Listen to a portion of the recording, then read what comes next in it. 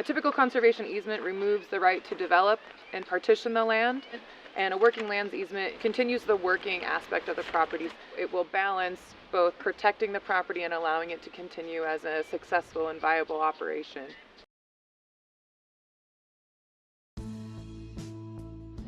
The purpose of today's tour is really to give folks a chance to hear firsthand from Patti and from Mark about their stewardship and conservation investments on this land and about their vision.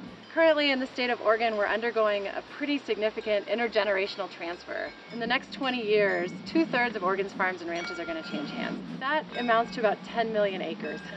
And those private farming and ranch lands are incredibly important for the state. They're important because of the economic backbone they provide. Agriculture is the second economic driver.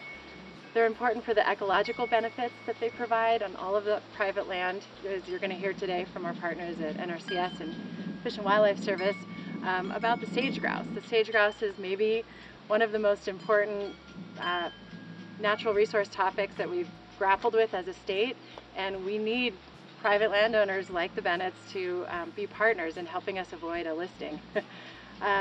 And so we really can't solve those problems unless we have these strong partnerships. And those partnerships span between the landowner, between the agencies that are here today, and between the nonprofit groups like Land Trust that partner and help ensure that those lands are protected in perpetuity.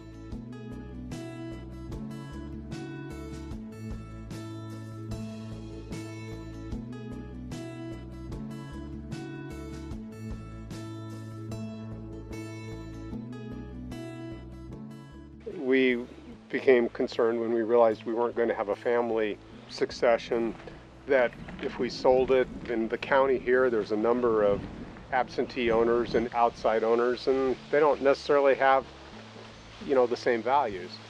And we had somebody approach us who instantly told us how we were not utilizing this land to its potential, and the first thing he was going to do is punch 5 wells and bring in like triple the cattle and utilize it.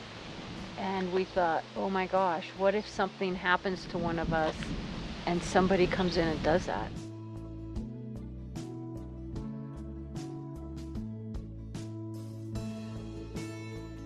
We started it out not as an enhancement to the sage grouse. We started out really for water quality enhancement. A long time ago, this was all just clear-cut streams with giant cut banks.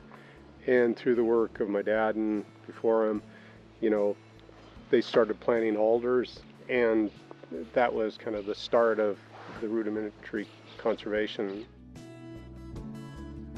We've been in the conservation stewardship program, folks, for about 8 years. And with that, we monitor the grass because we're looking for trends in what's happening, and we adjust our grazing to meet those trends. And you should come one time during one of these thunderstorms and watch it strike, because it strikes and it would just be on fire. So there again, the cattle are part of the management, because we're not overgrazing it, but we're keeping it where it doesn't become a fire trap either. When you see the photos, it was just solid junipers. You could not hardly do anything and restore the quaking aspen, or quakies. You will see, as we go up and turn around, you can see a little better where the quakies are starting to come back.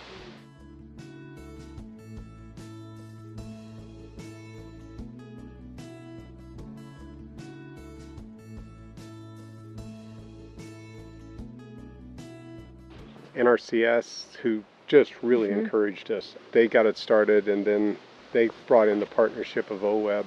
We were doing work, but we would have never, There's no way we could have we would done have this. never been able to do it without that partnership. And I can't say enough for NRCS and OWEB and ODF&W. I was going to say ODF&W has been a huge help. There was a lot of worries by people that somebody would come and take over and tell us how to run the land, and that has never happened. And the partnership has been, that's really humbling.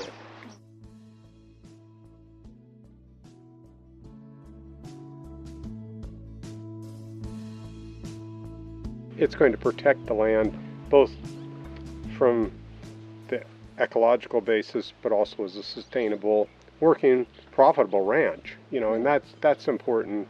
We wanted to make sure that the work that's been done here just continues on for further generations.